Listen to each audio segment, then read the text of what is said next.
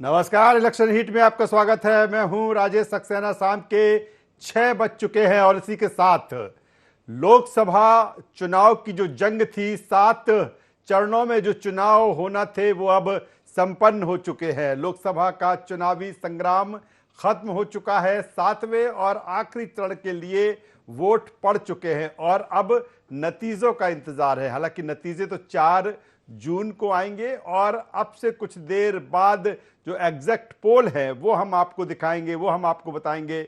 लेकिन एक सवाल ये भी उठ रहा है कि आखिर एग्जैक्ट पोल कितने सटीक होते हैं।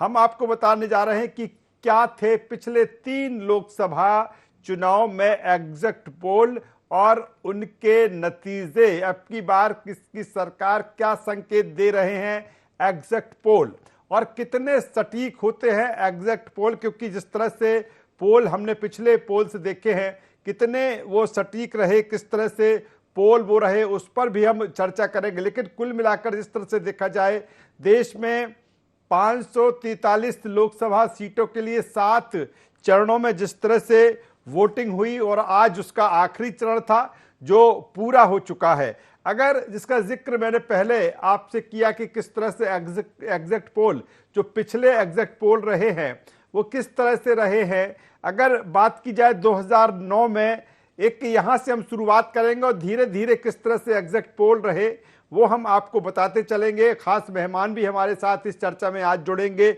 उनसे भी हम चर्चा करेंगे पोल्स को लेके। तो 2009 में स्टार निल्सन ने यूपीए को 199, एनडीए को 196 सीटें दी थी। 2009 में सीएनएन, आईबीएन ने, दैनिक भास्कर ने यूपीए को 195 और एनडीए को 175 सीटें दी थथी।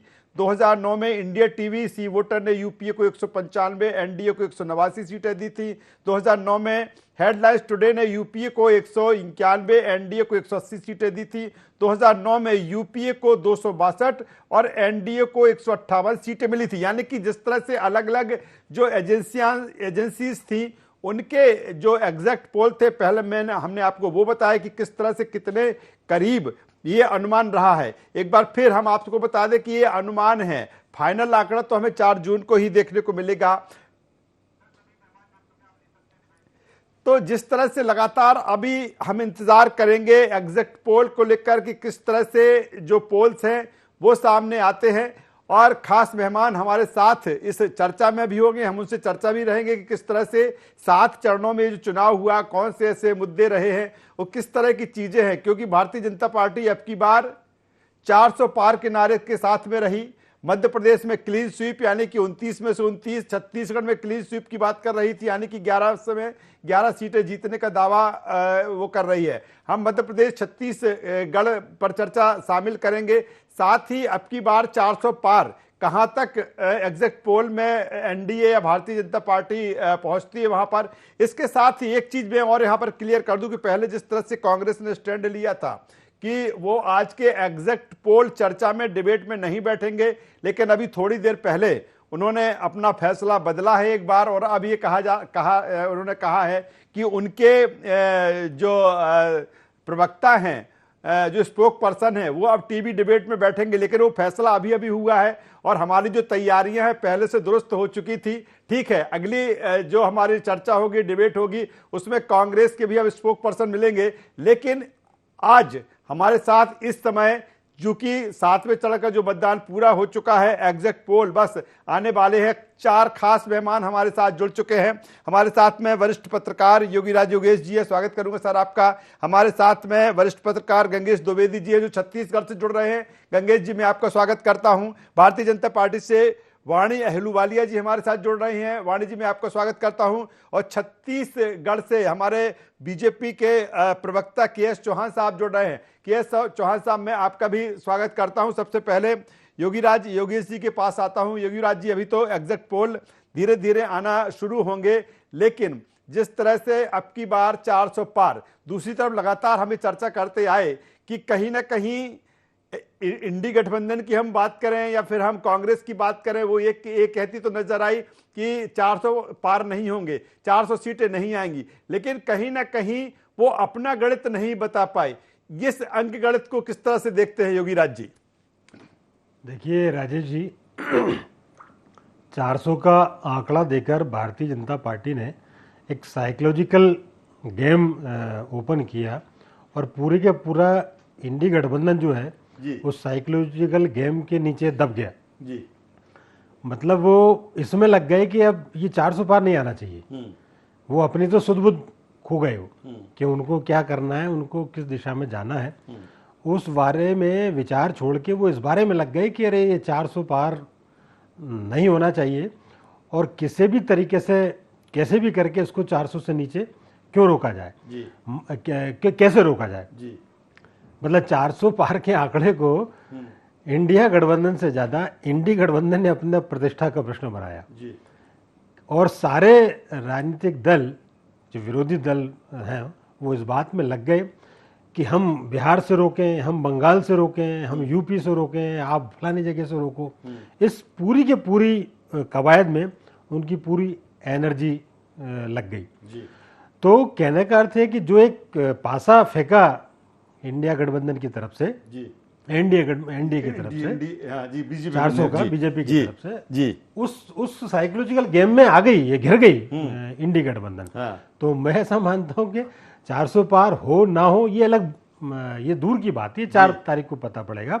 लेकिन जो उन्होंने एक जो पासा फेंका था उसमें वो सक्सेस हुए, मैं ऐसा मानता हूं। चलिए मैं वाणी जी के पास में आ जाता हूं, भारतीय जनता पार्टी का भी रिएक्शन लेता हूं और फिर उसके बाद हम छत्तीसगढ़ चलेंगे। जो 2 खास मेहमान हमारे साथ छत्तीसगढ़ से जुड़े हैं उनसे भी हम प्रतिक्रिया लेंगे। वाणी जी, अब की बार 400 पार मध्य प्रदेश में 29 में से 29, जबकि लगातार 10 साल से एनडीए की भारतीय जनता पार्टी की सरकार रही है, कहीं ना कहीं एंटी इनकम्बेंसी रही है, तमाम सारी चीजें हैं। ये भी कहा गया कि पहले राम मंदिर का मुद्दा रहा, 2019 में पुलवामा रहा और फिर अब की बार 400 पार, एक बड़ा टारगेट भारतीय जनता पार्टी लेकर चली। इसके पीछे क्या ऐसी चीजें रही जिसको लगता है कि नहीं, देश की जनता हमें इस तरह से वहां पर पहुंचाएगी, या मध्य प्रदेश की जनता 29 में से 29 सीटों पर हमें आशीर्वाद देगी? वाणी जी, सबसे पहले आपके दर्शकों को नमस्कार, दोनों वरिष्ठ पत्रकारों को नमस्कार और मेरे साथी जो छत्तीसगढ़ से जुड़े हैं और राकेश जी आपको भी नमस्कार करती हूँ। बिल्कुल 400 पार, भाजपा के कमल 400 से अधिक या 400 के ऊपर की सीटों पर खिल रहा है, तथास्तु। इसका बहुत बड़ा कारण है। देखिए, लक्ष्य हमेशा बड़ा किया जाता है। प्रधानमंत्री मोदी जी की गारंटी, हमको ये समझना होगा कि प्रधानमंत्री एक बहुत बड़े नेता है। ये एक ऐसा चेहरा है जिसने अपना अनुभव कथन किया है कि मैं एक बहुत गरीब परिवार से हूं। जितने विपक्षी सेकंड जन, वो तो चांदी के चम्मच लेकर पैदा हुए। प्रधानमंत्री एक ऐसे गद्दावर नेता हैं जिनको सम्मान पूरे विश्व ने अर्जित किया है। इनकी लोकप्रियता बढ़ती गई है और किसी राष्ट्रीय नेता की ऐसी लोकप्रियता बढ़ते हुए हमने नहीं देखी है। और अब मैं उदाहरण देती हूँ आपको एक धनुष का। धनुष को जितना हम तना के रखें उतनी उसकी शक्ति होती है। हमारा प्रधानमंत्री भी ऐसा ही व्यक्ति है। ना इसे संकोच है किसी गरीब को गले लगाने के लिए, ना इसे संकोच है किसी गरीब के पैर छूने के लिए, क्योंकि ये जीता, सांस लेता, ये काम करता ही देश के हित और देश की जनता के लिए। अब आप देखिए ना, जनता को विवेक है, जनता जानती है कि भारतीय जनता पार्टी ने जीडीपी का जो इशू है, जो एक विकास देने वाला इशू होता है, जो अर्थव्यवस्था को स्थिर करने वाला इशू है, उसे उन्होंने लोगों के हृदय से जोड़ा है जी। जब हम 14 करोड़ टॉयलेट्स बनाते हैं, जीडीपी तो बढ़ाते हैं, पर हम परिवार को सम्मान देते हैं।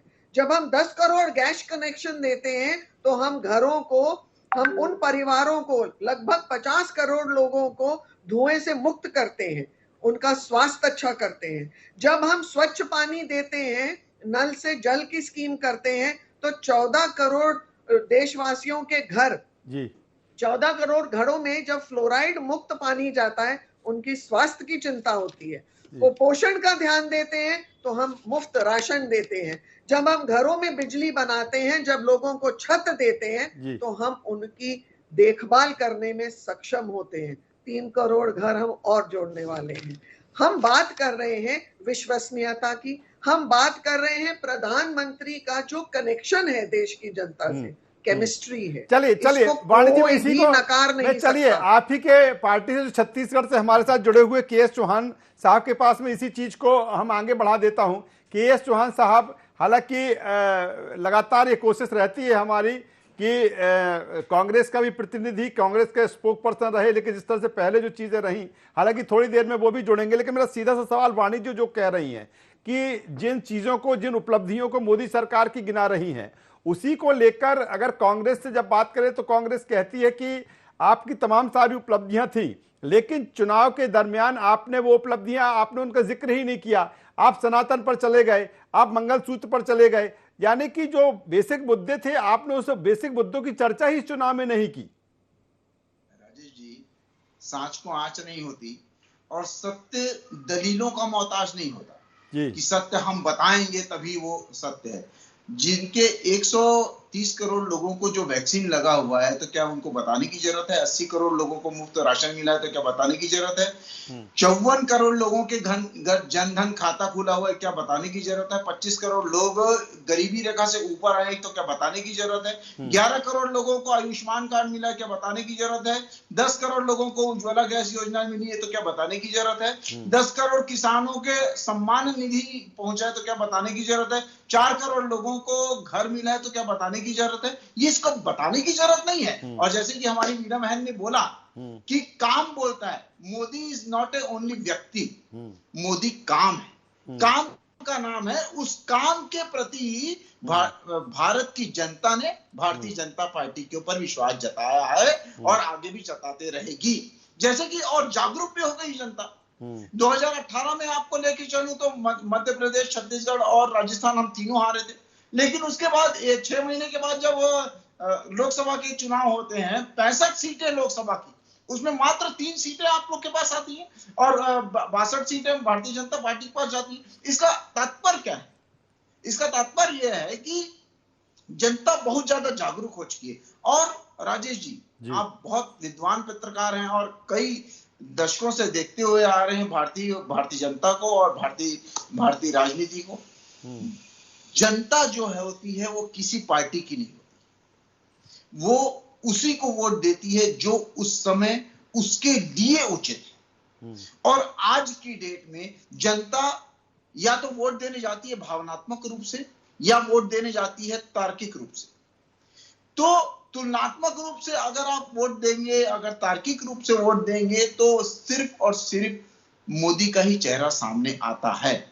और कुछ लोग भावनात्मक रूप से जुड़े रहते हैं दूसरी पार्टियों से। हो सकता है कि वो जाए या ना जाए, लेकिन उनको ये पता चल जाता है कि हम जा रहे हैं, लेकिन आने वाले तो वही हैं और उचित वही होते हैं जो।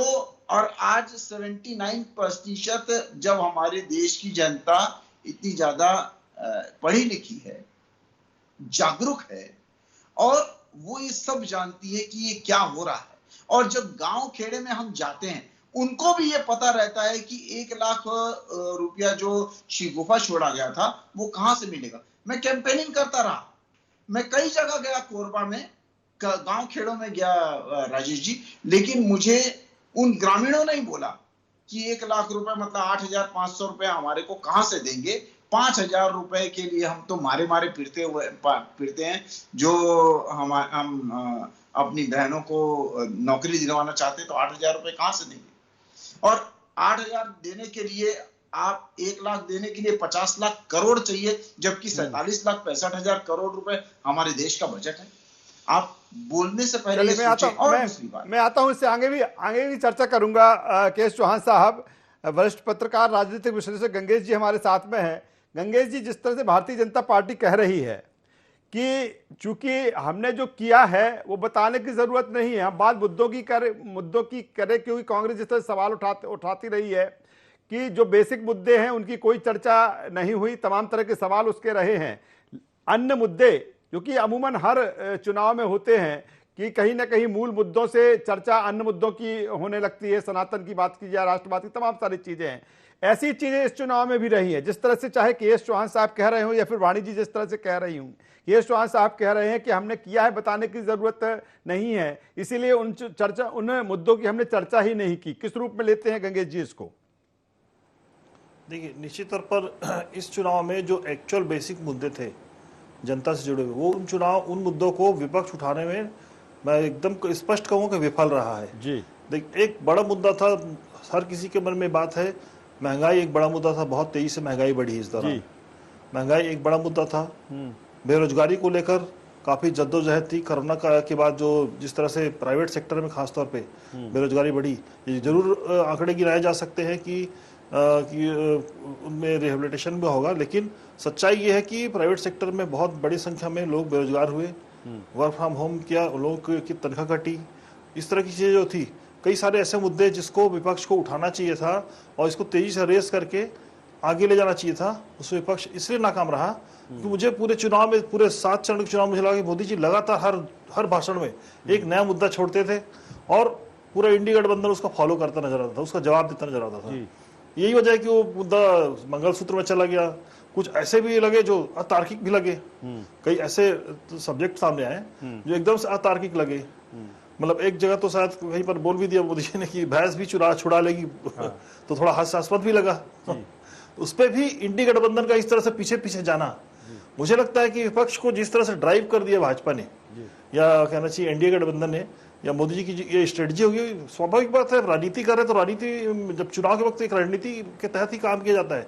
उस रणनीति के अगर आप झांसे में आ गए, तो उस झांसे में अगर आप आ गए तो स्वाभाविक तौर पर दूसरी पार्टी या सामने वाली पार्टी रहेगी वो हावी होती जाएगी। गंगेश जी, ये भी एक रहा कि अगर दूसरी तरफ अगर देखा जाए, ठीक है, लगातार बात एंटी इनकम्बेंसी की होती है और जाहिर सी बात है जब 10 साल से आप सत्ता में हैं, उसको कहीं ना कहीं भारतीय जनता पार्टी ने एक बेहतर मैनेजमेंट के जरिए अब की बार 400 पार शुरू से ये नारा दिया कि कहीं ना कहीं इसके पीछे वो एंटी इनकम्बेंसी छुप जाए। लेकिन दूसरी तरफ मेरा सवाल इस बात को लेकर है कि अगर हम इंडी गठबंधन की हम बात करें, हम विपक्ष की बात करें, विपक्ष को भी जिस तरह से चुनाव के बहुत पहले अपने आप को तैयार करना चाहिए था, जिस तरह से जो भी आपकी चीजें हैं, जो भी आपकी कंडीशंस हैं, वो जिस तरह से बहुत पहले तय होना चाहिए थी, वो तय नहीं हुई और चुनाव आते आते क्लियर नहीं हुआ कि इंडी गठबंधन किस तरह से लड़ रहा है, उसके जो घटक दल हैं उनके साथ किस तरह से उनकी कंडीशंस रही। ये भी एक कारण रहा है कि विपक्ष उतना मजबूत इस चुनाव में नहीं दिखा जितना वो दिख सकता था अगर पहले तैयारियां हो जाती तो।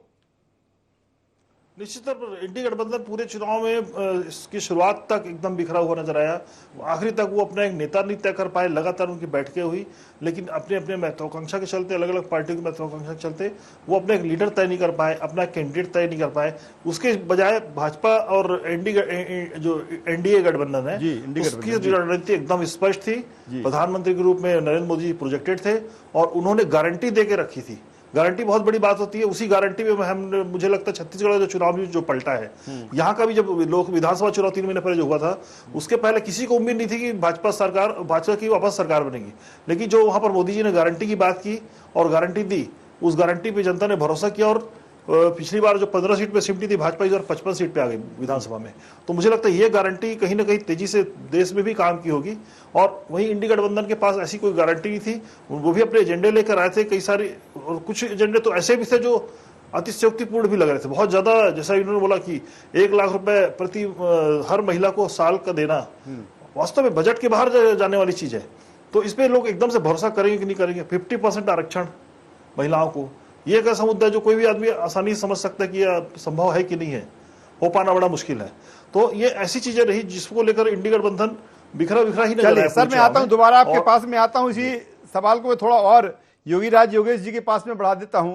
योगीराज जी, जिस तरह से मैंने जो सवाल गंगेश द्विवेदी जी से किया, यही सवाल है कि अगर इंडी गठबंधन पहले से तैयार हो जाता तो एक बेहतर और फाइट इस इलेक्शन में दिखता, क्योंकि कहीं ना कहीं फिर बात वही आती है कि लगातार जब 10 साल कोई पार्टी सत्ता में रहती है, जाहिर सी बात है कि तमाम सारी चीजें उसमें जुड़ती हैं। लेकिन ये कारण रहा कि इंडी गठबंधन को जिस तरह से बहुत पहले तैयारी करना चाहिए थी, वो तैयारी नहीं हुई। और यही कारण है कि भारतीय जनता पार्टी दावे के साथ ये कहती है कि अब की बार 400 पार, भले वो 400 पार पहुंचती है, 400 के नीचे रहती, कितनी सीटें आती है अलग बात है, वो तो 4 जून को मालूम पड़ेगा। फिर एग्जैक्ट पोल के जो आंकड़े आएंगे थोड़ी देर में, उसमें हम अनुमान लगा पाएंगे। क्या ये वजह रही है कि इंडी गठबंधन जिस तरह से तैयार होना चाहिए था वो नहीं हो पाया? उनमें जो सामंजस्य की बात की जाए या शेयर की बात, सीटों की शेयर की हम बात करें, वो सारी चीजें चुनाव आते आते तक तय नहीं हो पाई, या फिर आप चुनाव के जब चुनाव मुहाने पर खड़ा हो गए जब आप तय कर पाए?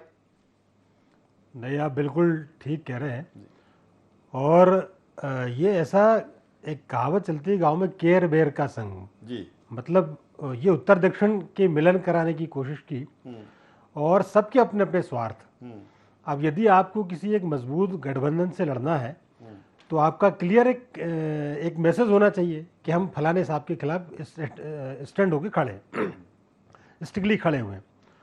लेकिन आप दिल्ली में उसी कांग्रेस के साथ खड़े हैं और पंजाब में उसी कांग्रेस का विरोध कर रहे हैं।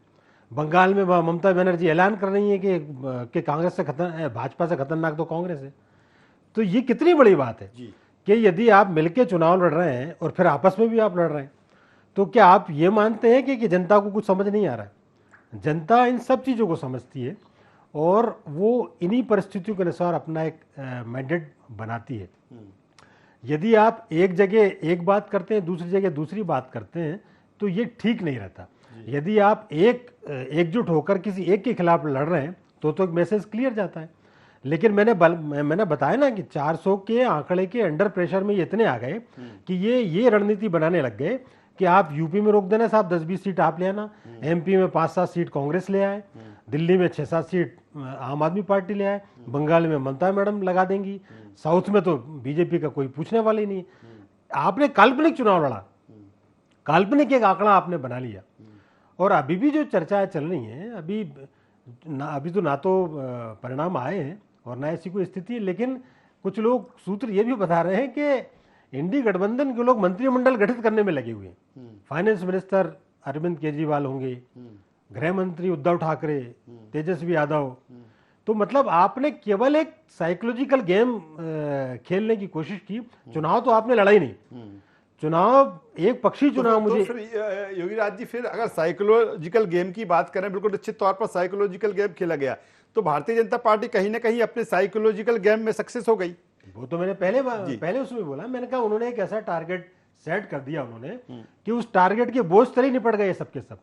ये खुद का सोच ही नहीं पाए कि आखिर हम 272 कैसे आएंगे। कभी सुना किसी के मुंह से आपने कि 272 का जो आंकड़ा है सरकार बनाने के लिए वो हम मिलके कैसे लाएंगे? ये सब इसमें लग गए कि ये 400 से नीचे रह जाएं तब हमारी नाक बच जाएगी। लेकिन अभी खड़गे जी के थोड़ी देर पहले बयान आया, आप बता रहे हैं वो कि 295 सीटें आएंगी। मैं सीधे वाणी जी के पास में आ जाता हूं। वाणी जी, थोड़ा मध्य प्रदेश पे आ जाते हैं, क्योंकि अगर के.एस. चौहान साहब छत्तीसगढ़ से हैं, क्योंकि वहां भी दावे 11 में से 11 सीट जीतने के हों, मध्य प्रदेश में 29 में से 29 सीट जीतने को लेकर है। वाणी जी, लेकिन जिस तरह से देखा जाए कई ऐसी सीटें रही हैं भारतीय जनता पार्टी के पॉइंट ऑफ व्यू से देखा जाए, छिंदवाड़ा एक ऐसी सीट रही कि अभेद किला रही है, कभी आप नहीं लंबे समय से भेद पाए उसको। और इसमें कई सीटों की चर्चा इस बात को लेकर है, चाहे वो सतना सीट की हम बात कर लें, चाहे हम मुरैना सीट की बात करें, हम धार सीट की बात करें, मंडला सीट की बात करें, इन सीटों को लेकर जो प्रोडक्शन रहा है, जो अनुमान रहा है कि कहीं ना कहीं यहाँ पर जिस तरह की जो चीजें हैं वो भारतीय जनता पार्टी के उतने अनुकूल नहीं रही हैं, फिर भी आप 29 में से 29 सीटें जीतने का दावा कर रहे हैं। वाणी जी, देखिए, सबसे पहले तो हमको ये समझना है कि कोई भी प्रत्याशी या कोई भी लोकसभा सीट की अनुकूलता का जो हम आंकलन करते हैं वो किस आधार पे करते हैं। ये लोकसभा का चुनाव है, ये देश की नीतियों, देश की रीति, देश के लिए क्या उत्थान करना है उसका चुनाव। तो फिर वाणी जी, कैंडिडेट महत्वपूर्ण नहीं है उसमें। स्टेट भाई, जब देश क्योंकि अच्छा सतना सीट में विधानसभा का चुनाव गणेश सिंह हार गए थे, वहां पर फग्गन सिंह मंडला में चुनाव हार गए थे। राज्य आता है जी, है ना। देश की राजनीति से ही वो राज्य की राजनीति जुड़ी हुई है, राज्य का विकास जुड़ा हुआ है, राज्य की जनता जुड़ी हुई है। और हमारी जनता को जो नरेंद्र मोदी जी ने करा है वो एक बहुत अलग परिचय दिया है। देखिए, उन्होंने विकास और विरासत दोनों को जोड़ा है। इसका मतलब ये है कि लोगों की विकास के प्रति जागरूकता और साथ में सांस्कृतिक और आध्यात्मिक जागरूकता भी उन्होंने प्रबल की है। उन्होंने चेतना जगाई है इस चीज की। तो जब हम ये काम कर रहे हैं, निश्चित रूप से ये इसका असर चाहे सतना हो, चाहे मंडला हो, चाहे जबलपुर हो, चाहे भोपाल हो, चाहे मुरैना हो, मध्य प्रदेश और छत्तीसगढ़ के हर कोने कस्बे में उसका असर आने वाला है। और हमारे प्रत्याशी जो नरेंद्र मोदी की पैरवी कर रहे हैं, उनको सफलता तो मिलनी ही है।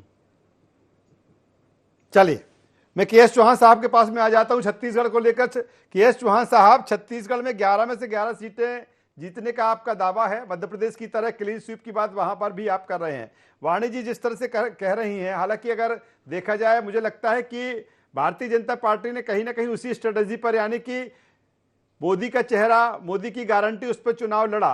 और मैंने जिस तरह से जिक्र किया कुछ नामों को लेकर कि व्यक्ति उतना महत्वपूर्ण नहीं है और मोदी जी का चेहरा है तो उसमें सब कुछ ढक जाएगा। के एस चौहान साहब, यही स्थिति छत्तीसगढ़ में है? देखिए, सब कुछ ढक एक जाएगा इंटरप्ट ऐसा करके नहीं बोल लीजिए, वाणी जी को बोलने दीजिए। चलिए, व्यक्ति का चेहरा इंपॉर्टेंट नहीं होता तो साहब उसे टिकट क्यों मिलती? ये भी भारतीय जनता पार्टी के अच्छे और जमीन से जुड़े हुए कार्यकर्ता नहीं, लेकिन आप ये होगा ना, इसीलिए मोदी जी का नेतृत्व, इसीलिए मोदी जी का चेहरा उन्हें दिया है। चलिए, मोदी जी का चेहरा दिया, यही तो है कि उनका चेहरा नहीं, मोदी जी का चेहरा लगा के आप जाइए, आपको निश्चित सफलता मिलेगी। के एस चौहान साहब, जवाब दे दीजिए। देखिए, इसमें ये बात होती है राजेश जी की सोने पे सुहागा। अगर हमारी पार्टी, हमारे कार्य सोना है तो उसमें जो प्रत्याशी होता है वो सुहागे का काम करता है, उसमें और चमक डाल देता है, उसका भी एडिशनल काम होता है, उसका भी एडिशन होता है। सिर्फ और सिर्फ भारतीय जनता पार्टी के काम को देख के मैं बोलता हूं कि ज्यादा 75% उसका लगभग हाथ रहता है और 25% प्रत्याशी का भी हाथ रहता है। जैसे कि हम पहले भी देख चुके हैं कि कोई भी लोकसभा चुनाव होते हैं तो पार्टियों के काम और पार्टी ही मेन रहती है और गौंड रहते हैं प्रत्याशी। लेकिन वही जब हम छोटे चुनाव देखते हैं, विधानसभा के और पार्षद के चुनाव देखते हैं, तो वहां पर प्रत्याशी मेन रहता है और पार्टी गौण हो जाती है। दूसरी बात यह है कि आज जो एनडी गठबंधन का बात हो रही थी तो वहां उसमें न नेता था, न नीति थी और न रणनीति थी। इस वजह से वो हर जगह फेल हो रहे थे। 5 बड़े राज्य, यूपी, बिहार, तमिलनाडु, यूपी, बिहार, वेस्ट बंगाल, कर्नाटक और महाराष्ट्र, इन 5 में कांग्रेस कहीं अता पता नहीं। चौथी बात, ये आज बहिष्कार किए हुए हैं इनका डिबेट का जी। तो इन्होंने बहिष्कार राम मंदिर का भी किया था, डिनाई किया था। इन्होंने बहिष्कार डिबेट पर तो आ गए सर, के एस चौहान साहब डिबेट पर आ गए, थोड़ी देर पहले आएंगे। सुनिए ना, सुप्रीम कोर्ट हाई कोर्ट का भी किया था जब इनके पक्ष में नहीं आया था। इन्होंने डिनाई असेंबली का भी किया था उनकी मिमिक्री करके। इन्होंने डिनाई संसद का भी किया था। इन्होंने डिनाई एजेंसियों का भी किया और अभी मीडिया का भी कर दिया था। लेकिन उसके बाद क्या गुना बाग हुआ होगा, अरे हमारी तो तू हो रही है, अरे कम से कम जाके वहां पर फाइट तो करें। तो आज पहले क्या होता था कि ये बाद में जैसे यूपी के चुनाव में हम लोग देखेंगे, पिछले चुनाव में यूपी में जब इनकी 2% वोट ऑफ परसेंटेज आया था और 2 सीटों में सिमट गए थे, तो प्रियंका गांधी पत्र वार्ता में जाने से पहले ही वहां से निकल गई थी। वहां पर गई नहीं थी, पत्र वार्ता हो रही थी, वहां पर गई नहीं थी। तो ये कभी भी सच को फेस नहीं कर सकते हैं। आज क्या औचित्य था डिबेट में नहीं आने का? ऐलान कर दिया था इन्होंने कि हम डिबेट में नहीं जाएंगे, हमारे को मुर्गा लड़ाई नहीं लड़ना है। ये इनके वर्ड थे, ये इनके बड़े नेताओं के वर्ड है। ये मुर्गा लड़ाई होती है, हम अपनी बात रखना, अपनी पार्टी की बात रखना मुर्गा लड़ाई हो गई। तो मुर्गा लड़ाई वाले वर्ड्स आए हैं इनकी पार्टी के बड़े नेता के, आपने भी सुना होगा। तो ये इनकी रीति नीति है। और जैसे कि हमारे दोनों वरिष्ठ पत्रकार जिस ओर डिबेट को लेके जा रहे थे, उनका एक ही मानना था कि जनता सर्वोपरि है और जनता से ही राजनीतिक पार्टियां होती हैं और जनता ये सब जान रही है कि कौन अभी आज की डेट में हमारे भारत को संभालने का, विकास करने की ओर कौन लेके जा सकता है, कौन नहीं लेके जा सकता है। मुझे फक्र होता है ये बोलते हुए राजेश जी कि पिछले 10 सालों में एक भी भ्रष्टाचार का आरोप किसी भी मंत्री के ऊपर नहीं लगा। नहीं तो ये देश ने वो दिन भी देखे हैं कि प्रधानमंत्री के ऊपर भी भ्रष्टाचार के आरोप लगते रहे हैं, एक भी नहीं लगा। और भारत की जनता क्या ये जानती नहीं है कि जब गठबंधन की सरकार आ जाती है तो जितने भी बड़े भ्रष्टाचारी हुए हैं, जितना भी बड़ा भ्रष्टाचार अभी तक भारत ने झेला है, वो गठबंधन की सरकार में जो मंत्री बने हुए हैं उसका झेला है। और कांग्रेस की ये रीति नीति रही है, कांग्रेस की ये हिस्ट्री रही है। राजेश जी को उखाड़ देख लीजिए, इन्होंने जिसको भी समर्थन दिया उससे समर्थन वापस दिया समय से पहले। ये हिस्ट्री रही है, भले कहीं भी समर्थन दिया। चलिए मैं आता हूं केएस चौहान साहब। मैं चाहता हूं कि जब बात हम छत्तीसगढ़ की कर रहे हैं तो गंगेश द्विवेदी जी के पास में आ जाता हूं। गंगेश द्विवेदी साहब, अगर 2019 की बात करें तो 11 में से जो इक्वेशन था वहां पर 9-2 का था, यानी कि 9 सीटें भारतीय जनता पार्टी के पास में वहां पर रही। अब 11 में से 11 भारतीय जनता पार्टी कह रही है कि 11 में से हम 11 जीतेंगे। दूसरी तरफ अगर हम कांग्रेस की तरफ से देखें तो उनके भी कहीं ना कहीं दावे है कि 5 से 6 सीटें वो जीतने की बात कर रहे हैं। किस रूप में गंगेश जी देखते हैं इस बार छत्तीसगढ़ के इस रण को, कि क्या वाकई भारतीय जनता पार्टी वहां पर उस स्थिति में है कि नहीं क्लीन स्वीप करेगी, या कहीं ना कहीं हालांकि हार की हताशा से उभरकर कांग्रेस कुछ बेहतर करने इस लोकसभा चुनाव में जा रही है? कुछ कौन सी ऐसी सीटें या कुछ हो सकता है वहां पर कि नहीं यहाँ बेहतर तरीके से जो मुकाबला रहा है, और यही कारण है कि यहाँ कहना मुश्किल है कि ऊंट किस करवट बैठेगा? गंगेश जी। मैं अपनी बात रखने के पहले पिछला रिकॉर्ड बताना चाहूंगा कि 2003 से लेके अभी तक के जो चुनाव हुए, लोकसभा के 3 चुनाव हुए हैं, पिछले उसके 2 चुनाव में 10 सीटें, 11 में से 10 सीटें भाजपा के हाथ में रही है, केवल 1 सीट कांग्रेस के पास आई। पिछली बार कांग्रेस पूर्ण बम्पर बहुमत में थी, मतलब विधानसभा में 90 से 68 सीट लाई थी। उसके बावजूद भाजपा 11 में से 9 सीटें लेकर आ गई 3 महीने बाद। तो इससे एक सीधा एक कहना चाहिए कि जनता का जो माइंड सेट है, मुझे ऐसा लगता है कि जनता का माइंड सेट केंद्र के मामले में जनता का जो रुझान है भाजपा की तरफ ज्यादा रहता है। और इस बार तो भाजपा 55 सीटों के बम्पर बहुमत के साथ आई है। तो मुझे लगता है अगर 10 सीट तक तो आ ही चुके हैं वो लोग। अगर 11वीं सीट भी अगर वो ले आते, क्लीन स्वीप भी करते हैं, तो इसमें कोई अतिशयोक्ति नहीं होगी, क्योंकि उसको बहुत करीब रहे हैं वो। लेकिन वहीं दूसरी तरफ कांग्रेस ने भी अच्छी खासी मेहनत की, 5 से 6 सीटों पर उनका दावा है और वो कड़ी टक्कर देते हुए नजर आ रहे हैं। परिणाम तो जो होगा वो 4 जून को ही पता चलेगा। लेकिन ये सच बात है कि जो जनता का, छत्तीसगढ़ की जनता का रुझान है खासतौर पर लोकसभा चुनाव में, वो भाजपा की तरफ ज्यादा दिखाई देता है। इसी वजह से है कि भाजपा को बल मिलता है यहाँ पे कि वो क्लीन स्वीप करने की इस बार पूरी कोशिश भी उन लोगों ने की है इस बार। क्या गंगेश जी इसकी वजह ये भी मानते हैं, इस तरह का ये अनुमान है या प्रेडिक्शन है कि 2018 में जिस तरह से कांग्रेस को एक बेहतर वहां पर बहुमत मिला था और फिर भी वहां पर भारतीय जनता पार्टी 9 सीटें लेकर आई थी, अब इस बार 2023 विधानसभा चुनाव में भारतीय जनता पार्टी ने एक बेहतर परफॉर्म वहां पर किया, अपनी सरकार वहां पर बनाई, इसीलिए अभी कहा जा रहा है कि नहीं ये बेहतर करेगी, यानी कि 9 से 10 भी हो सकती है, क्लीन स्वीप भी हो सकती है। हालांकि तमाम सारे प्रोडिक्शन ये भी है कि कहीं 3 से 4 ऐसी सीटें हैं छत्तीसगढ़ में जो काफी टफ है वहां पर। बिल्कुल, देखिए एक बड़ा कारण मुझे लगता है जो पिछली बार भाजपा को 11 में से 9 सीटें मिली, उसका बड़ा कारण था कि उन्होंने सारे कैंडिडेट बदल दिए थे।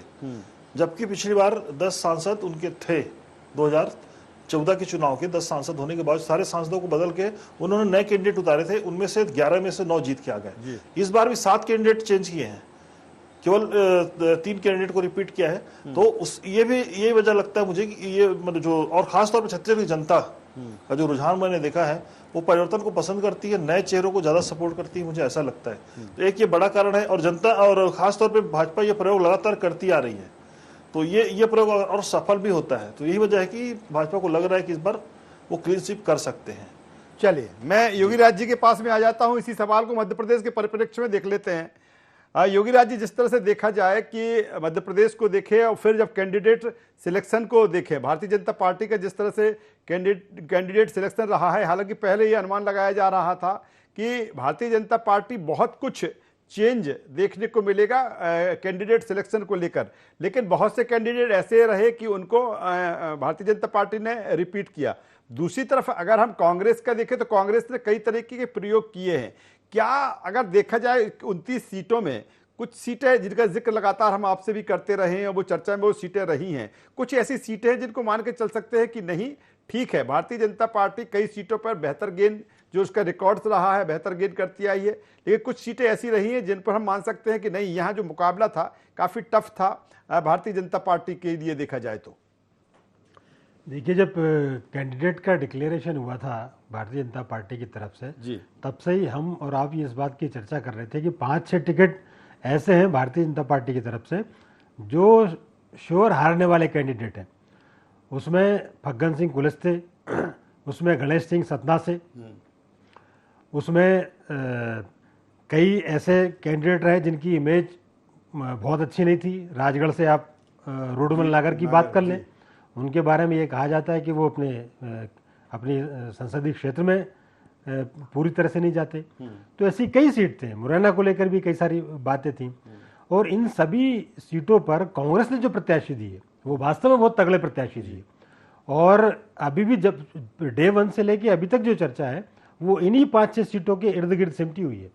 इसका अर्थ ये हुआ कि 5-6 कैंडिडेट जो कांग्रेस ने दिए वो बहुत इंटेलिजेंटली उनका चयन किया गया, और ये वो प्रत्याशी हैं कांग्रेस के जो बीजेपी के लिए मुसीबत बन सकते हैं, जो जिस 4-5 सीटों का जिक्र मैंने किया। लेकिन बस केवल एक परिस्थिति यही है कि भारतीय जनता पार्टी के पास नरेंद्र मोदी के रूप में एक सशक्त नेतृत्व मौजूद है, और इसीलिए कई बार जब हम वोट के बाद जब लोगों से मिलते हैं तो कई बार लोगों ने ओपनली कहा कि भैया हमें पता है कि फलाने साहब काम नहीं कर रहे, लेकिन हमको तो मोदी को देखना है। ये भी लोगों के रिएक्शन सामने आए। मतलब ओपनली लोगों ने कहा कि ये प्रत्याशी तो बहुत मतलब इनको तो हार जाना चाहिए।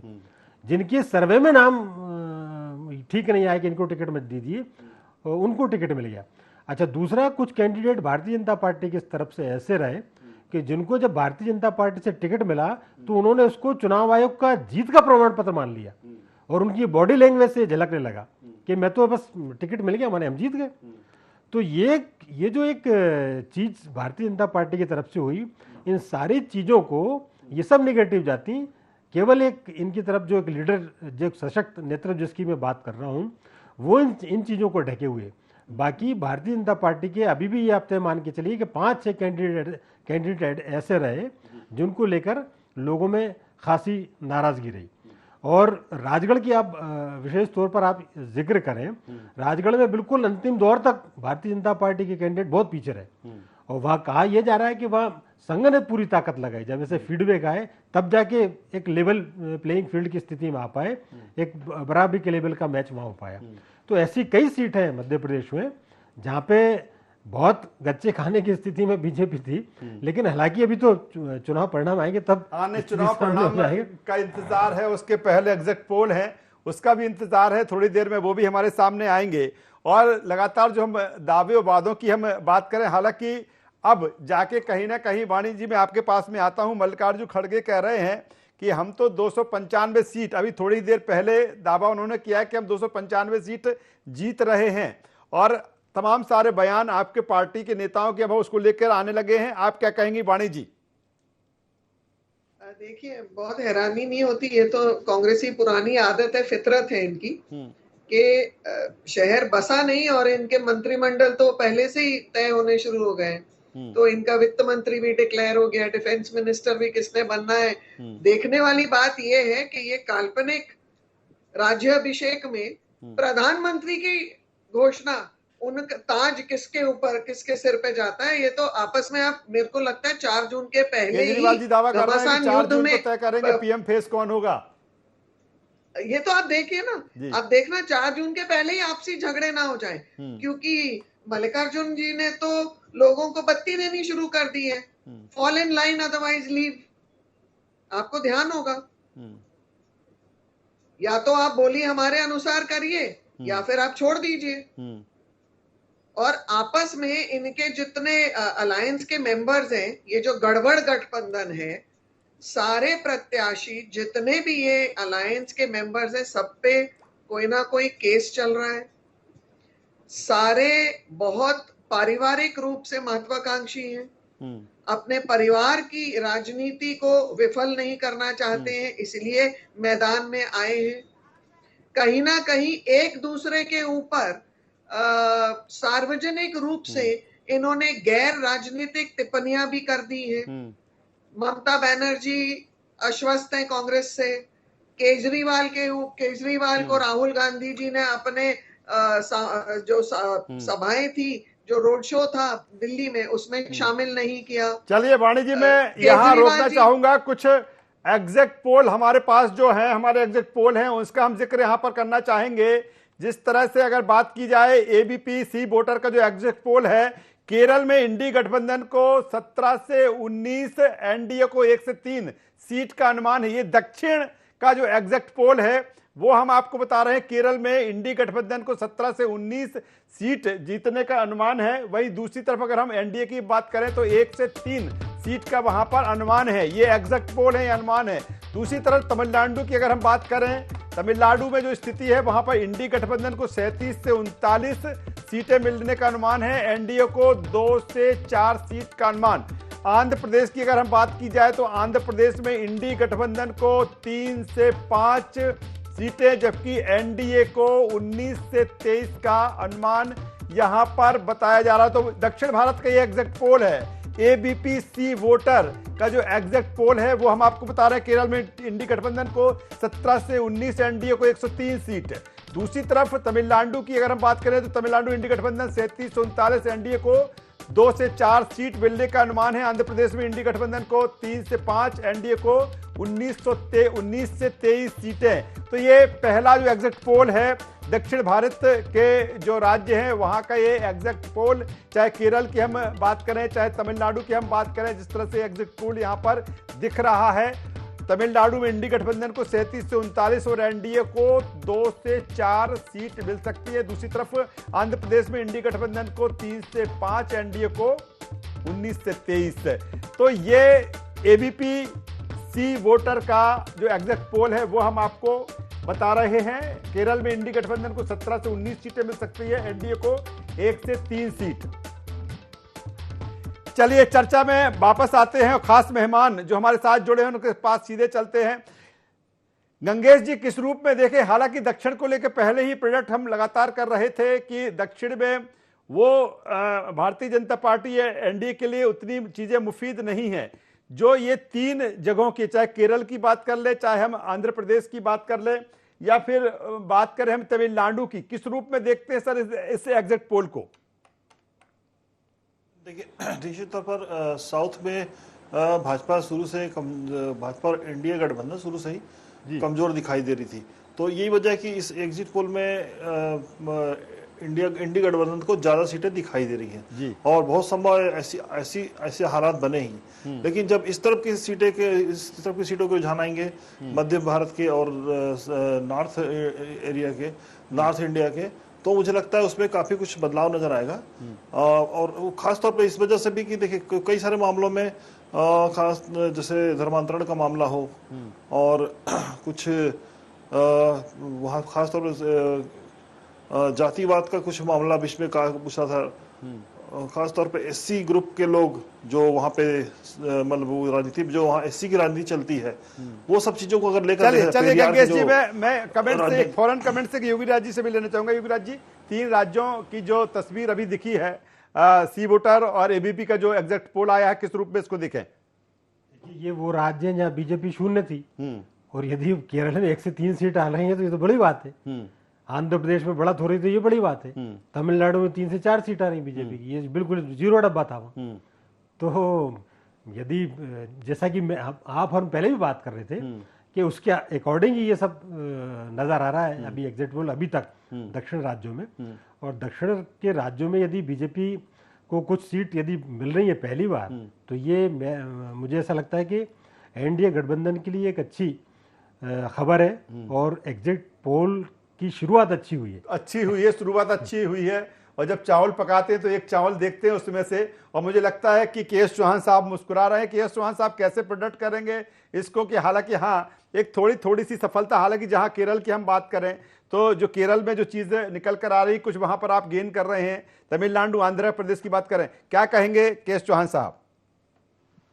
देखिए, थाली जो होती है ना राजेश जी, उसमें चटनी की भी अपनी एक उपयोगिता होती है। वो थोड़ी कम होती है, चावल थोड़े ज्यादा होते हैं। तो कहीं किसी राज्यों में से चावल आएंगे, किसी राज्य से चटनी आएगी, लेकिन सभी की अपनी अपनी उपयोगिता है। और जैसे हमारे वरिष्ठ पत्रकार ने बोला कि पहले जो केरल और तमिलनाडु की स्थिति थी भारतीय जनता पार्टी की, वहां से तो गेन कर रहे हैं। तो हमारा यही प्रयास रहता है कि हम पहले से बेहतर कर सकें अपनी जनता के लिए, अपने समाज के लिए, अपने देश के लिए। यही भारतीय जनता पार्टी का प्रयास रहता है कि वो कैसे अपने सभी राज्यों में ज्यादा से ज्यादा काम कर सके। लेकिन मान लीजिए, जिस भारतीय जनता पार्टी में जिस राज्य में कोई भी सीटें नहीं आई थी, लेकिन वहां पर भी विकास का कार्य हुआ है, वहां पर भी रोडों का कार्य हुआ है, वहां पर भी रेलों का बहुत दुरुस्तीकरण हुआ है, वहां पर भी नई रेलें लगाई गई हैं। हमारे छत्तीसगढ़ की बात कर लीजिए, छत्तीसगढ़ में पिछले 5 साल में कई रेलों की लाइन और डबल लाइन करवाई गई है और रोडों का जाल बिछाया गया। तो ये भेदभाव करने वाला कार्य भारतीय जनता पार्टी का नहीं है। और जैसा कि मैंने पहले बोला कि भारत की जनता जो है बहुत ज्यादा जागरूक है और वो ये देखती है। एक तरफ तो वो भारतीय जनता पार्टी को देख रही है, दूसरी तरफ वो एनडीए गठबंधन को देख रही है, जहां पर राहुल गांधी उनका नेता बनने की कोशिश कर रहे हैं। लेकिन ममता बनर्जी खुद बोलती है कि वो नेता नहीं, इस एनडीए गठबंधन का हिस्सा है।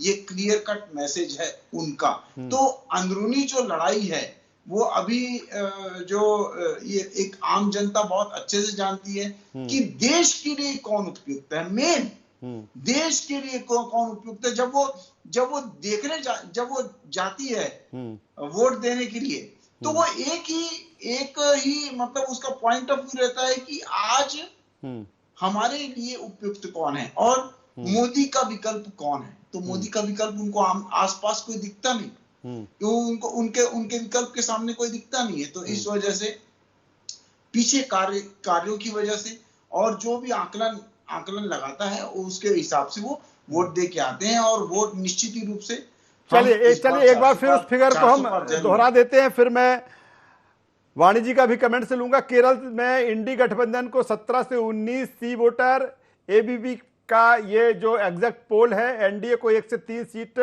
मिलने का अनुमान यहां पर। तमिलनाडु में इंडी गठबंधन को 37 से 39, एनडीए को 2 से 4 सीट मिलने का अनुमान है। दूसरी तरफ आंध्र प्रदेश में इंडी गठबंधन को 3 से 5 और एनडीए को 19 से 23 का अनुमान। आपकी प्रतिक्रिया चाहूंगा वाणी जी।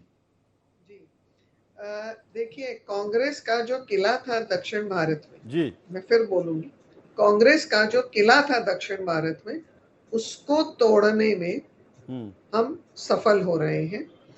केरल की जो सीटें हैं, निश्चित रूप से केरल, कर्नाटक, तेलंगाना, तमिलनाडु, आंध्र प्रदेश, दक्षिण के रुझान आने दीजिए 4 तारीख को चौंकाने वाले होंगे। भारतीय जनता पार्टी ने प्रत्येक व्यक्ति, प्रत्येक नागरिक तक अपनी स्कीम पहुंचाने, अपनी सोच पहुंचाने, अपनी भावना इस देश के प्रति पहुंचाने का काम किया है। जो भी योजनाएं होती हैं, till the last person, till the last citizen of India. और इसीलिए ये एक सामूहिक संकल्प है भारत के वासियों का, ये एक आत्मविश्वास है भारत के देशवासियों का, क्योंकि अमृत महोत्सव में भारत में हम जा रहे हैं रखने एक विकसित भारत का नींव। हमने जो भी कार्य किए हैं आज तक, वो गड्ढे भरने के कार्य थे। असली पिक्चर तो अब शुरू होगी। चलिए, अगली असली पिक्चर तो अब शुरू होगी। योगी राज जी से मैं फाइनल कमेंट्स लूंगा। योगी राज जी, जिस तरह से देखें कि क्या जो 400 पार का जो एक टारगेट रहा है, जो चीजें दिखी हैं, चाहे कैंपेनिंग की हम बात करें, ये भी कहा गया, बहुत चर्चा हुई कि 2014 में जिस तरह से पीएम मोदी की एक जो लोकप्रियता थी, या फिर 2019 में जिस तरह से थी, अगर 2024 की हम बात करें तो वो उस स्तर की लोकप्रियता नहीं रही। और यही कारण है कि टारगेट आपने बड़ा रखा, अब की बार 400 पार। क्या माना जाए कि किस तरह की चीजें दिख रही हैं योगी राज्य की? नहीं, एक बेहतर बहुमत के साथ एनडीए वहां पर दिखेगी, भले अब की बार 400 पार ना हो, लेकिन एक बेहतर 2019 के मुकाबले देखा जाए कि 2019 की स्थिति या फिर उससे बेहतर या फिर उससे कम? देखिए, लगातार 2 चुनाव जीतने के बाद भी तीसरे चुनाव में भी उस टारगेट के आसपास पहुंचना, ये एक अपने आप में बड़ी उपलब्धि है। और ये टारगेट तो उन्होंने और ओवर किया है 400 का जो लक्ष्य उन्होंने रखा है। तो ये कहीं ना कहीं ये रहा होगा उनके मन में कि नहीं, हमारे काम ऐसे हैं या हमारी छवि ऐसी है या पब्लिक अब भी हमें पसंद कर रही है, तभी तो उन्होंने इतना बड़ा टारगेट सेट किया। अब ये टारगेट अचीव करना एक अलग बात है कि 4 तारीख को क्या सामने आएगा, लेकिन बावजूद इसके मैंने फिर भी कहा कि 2 लगातार टर्म में आने के बावजूद एंटी इनकम्बेंसी जैसी चीज नजर नहीं आई। और विपक्ष जो है वो भी इस चीज को सामने नहीं ला पाया कि सरकार की कमजोरियां कहाँ है। विपक्ष को जिस मोड पे जाना चाहिए था उस मोड पे विपक्ष भी नहीं जा पाया। वो एक तरह से मोदी और बीजेपी की रणनीति में घिरा हुआ अपने आप को उसने पाया। मतलब उस चक्रव्यूह से बाहर ही नहीं निकल पाया, सब अपने अपने क्षेत्र में उलझ के रह गए। तो इसलिए अभी भी इस विपक्ष की तुलना में एनडीए बहुत आगे नजर आता है, मतलब पूरे चुनाव में आगे दिखाई दिया। जबकि ऐसा बहुत कम होता है कि आप तीसरे टर्म में पब्लिक के बीच में जाएं और फिर भी लोग आपसे, आपकी नीतियों से सहमत हो, आपकी विचारधारा से सहमत हो और आपके कामों से संतुष्ट हो। तो मुझे ऐसा लगता है कि इस मामले में एनडीए थोड़ी सी। चलिए, एक छोटा सा कमेंट्स में गंगेश जी से भी इसी सवाल पर ले लेता हूं। गंगेश जी, यही कारण रहा है कि भले तमाम सारी चीजें रही हैं लेकिन विपक्ष उस स्तर का तैयार नहीं था। यही कारण है कि ये माना जा रहा है कि 2019 भले अब की बार 400 पार इन्होंने नारा दिया, लेकिन कहीं ना कहीं 2019 जैसी स्थिति बनती हुई दिख रही है एनडीए को लेके। सर, निश्चित तौर पर देखिए इस बार भी दिख रही है और इसमें मैं मोदी जी की स्ट्रेटजी को ज्यादा उल्लेखित करना चाहूंगा। देखिए 2019 के जब चुनाव हुए थे उस समय मोदी जी ने अपने चेहरे पर चुनाव लड़ा था और इस बार उन्होंने एक कदम बढ़ के गारंटी दी। तो मुझे लगता है कहीं ना कहीं ये गारंटी वाला जो शब्द है ये पूरे देश में काम किया है और यही वजह है कि जनता के बीच एक भरोसा जगह है कि अगर कोई व्यक्ति गारंटी दे रहा है 10 साल तक काम करने के बाद और 10 साल में जो काम हुआ है उसके अलावा 2 बड़े काम जो बीजेपी ने किए हैं, एक राम मंदिर का निर्माण, भले ही जल्दबाजी में उसका उद्घाटन हुआ हो, और दूसरा धारा 370, इसके बारे में किसी को कल्पना नहीं थी कि कोई इस धारा 370 को कश्मीर से हटा सकता है। ये लोगों के दिमाग में है, जहन में है, मुझे लगता है जनता के बीच में ये बहुत ही अंडर करंट के रूप में फैला जो एंटी इनकम्बेंसी को काफी कुछ कम किया है भाजपा के खिलाफ। तो मुझे लगता है ये सब, और वहीं पे विपक्ष जिस तरह से मुखर होना था विपक्ष को, उस तरह से विपक्ष जो है मुखर नहीं हो पाया, उतना अग्रेसिव नहीं रहा। तो ये एक बड़ी वजह है जो पिछले परिणाम से बेहतर परिणाम आने की उम्मीद मुझे नजर आती है इस चुनाव। चलिए, बेहतर बात गंगेश जी आप कह रहे हैं, लगातार जो एग्जैक्ट पोल है उस पर हमारी चर्चा जारी रहेगी। फिलहाल इलेक्शन हीट में बस इतना ही। एग्जैक्ट पोल पर, IND24 पर जो चर्चा है वो लगातार चलती रहेगी। नमस्कार।